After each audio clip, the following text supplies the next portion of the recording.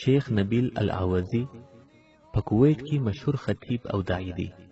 نوموړي د امام ابو حنیفه رحمت الله علیه د ښایسته اخلاقو، حوصلې او دیني دعوت په اړه په خپل یو بیان کې یو قصه بیانوي چې د تعلیم الاسلام راډیو د ادارې لخوا یې ژباړې ته ستاسو پام راوړو. إذا الليل أرخى علي السدول. كان الإمام أبو حنيفة النعمان رحمه الله من أعظم الناس خلقا في زمنه. امام ابو حنیفه رحمت الله علیه د خپل زمانې د هغو بهترینو اخلاق لرونکو اشخاص څخه و. كان إذا سبوه وشتموه لا يرد إلا بالتي هي أحسن. کله چې به یو چا بد رد ورته وویل نو په ډېره ښه طریقه سره جواب ورکوي. يأتيه رجل فيشتمه يا مبتدع يا زنديق، تدرون ايش يرد عليه؟ یو سړی به ورته راغلی او بد رد به ورته وویل چې ای مبتدع، ای زندیقه. يقول يعلم الله أو أسأل الله ألا أكون مبتدعا ولا زنديقا. نو امام صاحب رحمت الله علیه به ورته وویل چې الله ښه پوهېږي چې، او یا به یې داسې ورته وویل چې د الله تعالی څخه دا دعا کوو چې د دې څخه مو وساتي. هكذا يرد على الجاهلين. د جاهلانو جواب به یې په داسې ډول ورکوي لکه څنګه چې الله تعالی فرمایي: وإذا خاطبهم الجاهلون قالوا سلاما. كان عنده جار، هذا الجار إنسان فاسد، كل ليلة إسكاف. د امام ابو حنیفه رحمت الله علیه یو همسایه و چې ډېر فاسد انسان و. ټوله شپه به یې نشه کول. ويأتي بالليل يشرب الخمر. دغه همسایه چې به کله د شپې کور ته راغلی نو شراب به یې څښل. وكان يزعج أبا حنيفة بالليل جاره. نو د شپې به امام صاحب رحمت الله علیه په تکلیف کوي ځکه چې همسایه و. أبو حنيفة كل ليلة يصلي بالليل. امام اعظم صاحب رحمت الله علیه به ټوله شپه لمونځ کوي. وهذا يزعجه بشربه وصياحه وكلامه.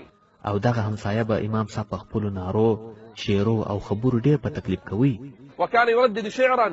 او دغه شعر به یې وایه: أضاعوني وأي فتى أضاعوا ليوم كريهة وسداد ثغري.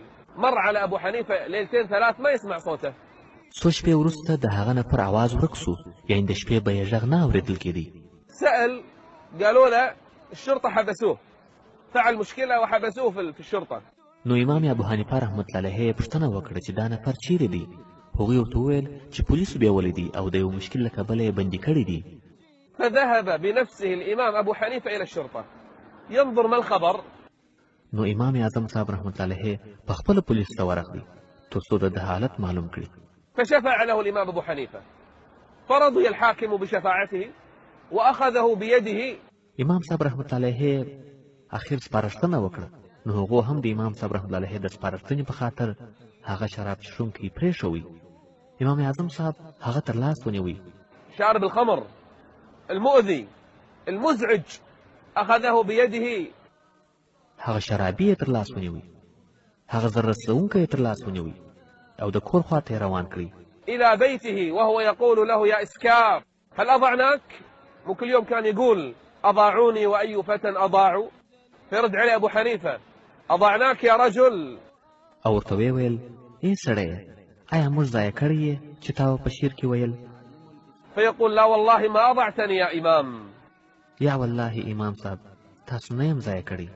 وهو مستحي. او امام صاحب ته یې وویل: ما ته نصیحت وکړه. فرجع الرجل وتاب من يومه وصار من أصلح الناس في زمانه. نو هغه نفر بیرته په همهغه ورځ توبه وکړه او د خپل وخت یو ډېر ښه صالح شخص وګرځېدی.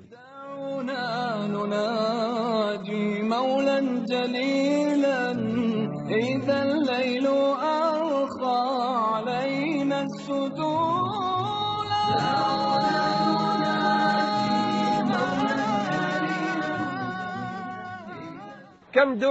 كم دعي إلى القضاء فأبى، دعاه المنصور فأبى فجلد.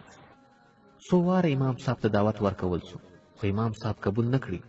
د وخت خلیفه منصور دعوت ورکړي چې قاضي سه، خو امام صاحب رحمت الله علیه قبول نه کړي، نو ووهل سو. دعاه والي العراق يزيد بن عمر فأبى فجلده 100 جلدة.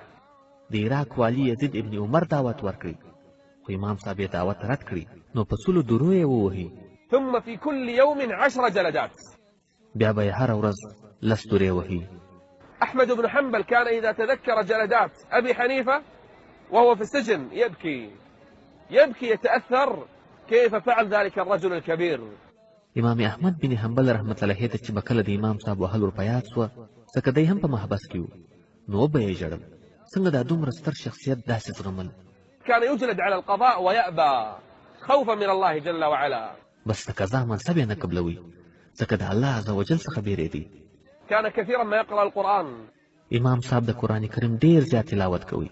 يروى أنه قرأ القرآن في دار التي مات فيها 7000 مرة. د یو روایت لمخې په کوم ځای کې چې امام صاحب رحمت الله علیه وفات سو په هغه ځای کې 2000 واره قرآن کریم ختم کړی و. إن الذين يتلون كتاب الله وأقاموا الصلاة وأنفقوا مما رزقناهم سرا وعلانية يرجون تجارة لن تبور.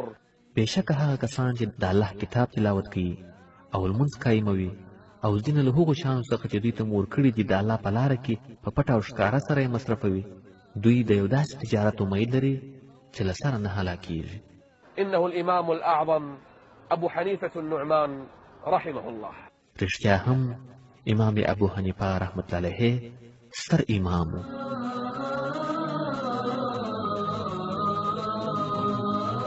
دعوني أناجي مولا جليلا إذا الليل أرخى علي السدولا. دعوني أناجي مولا جليلا إذا الليل أرخى علي السدولا.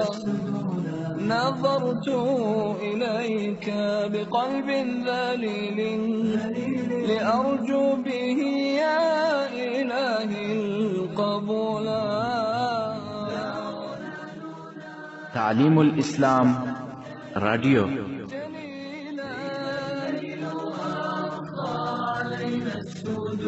السدول ننادي مولا جليلا جزيل النوالي تنيل السؤول. مولا جليلا إذا الليل أرخى علينا السدول. دعونا ننادي